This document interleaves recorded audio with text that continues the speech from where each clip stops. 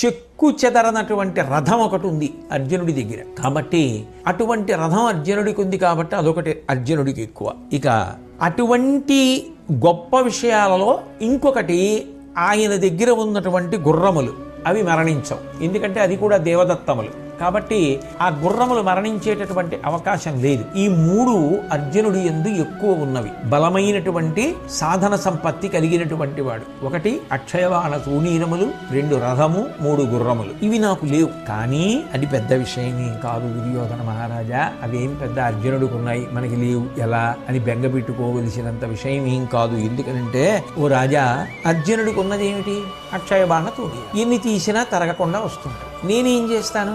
నా వెనక బోరుడని బళ్ళు పెట్టుకుంటాను. ఆ బళ్ళ నిండా అనేకమైనటువంటి ఆయుధములు పెట్టుకుంటాను. నా దగ్గర రథంలో ఆయుధాలు అయిపోతుంటాయి. ఆ బళ్ళలోంచి తెచ్చి మళ్ళీ ఆయుధాలు నింపేస్తాను.